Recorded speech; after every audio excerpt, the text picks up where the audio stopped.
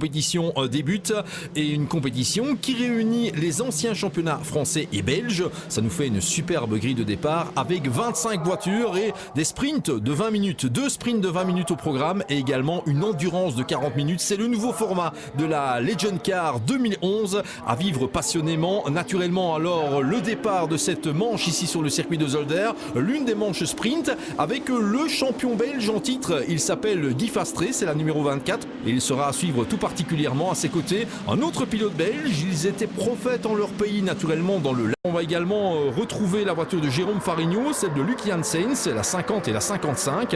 Et force est de reconnaître que tout ça, ce sont des pilotes belges qui n'amusent pas la galerie ici sur ce circuit de Zolder. Voilà. Et pour ceux qui veulent faire un pointage sur ces Zolder et derrière, regardez, eh bien, il ne se lâche pas avec toujours l'avantage pour la numéro 27 de Martin Le Burton. Mais la réalité d'un virage n'est absolument pas la réalité du suivant.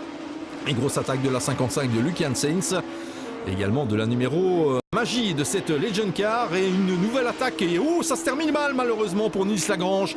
Il y a eu un impact avec Gino Bux ici et Nils Lagrange qui est obligé de se ranger avec, je crains, un bris de direction pour lui. Et attaque entre-temps de la numéro 55, la voiture de Luc Janssens qui a pris l'avantage par rapport à Jérôme Farigno. Sprint final pour la 3e position ici sur le circuit de Zolder. Une fois ferme pour ce qui ressemble clairement à une revanche cette année avec ces compétitions françaises et belges sera long et on devrait accueillir d'autres pilotes sur la première marche du podium. On se félicitera en tout cas de la présence de Gino Bux, le voici qui monte sur le podium, ce jeune pilote qui est révélé grâce à cette Legend Car Cup, une compétition à vivre passionnément comme vous avez pu le remarquer. Allez, on se retrouvera très prochainement sur l'antenne d'AB Moteur forcément avec d'autres épreuves de ce type.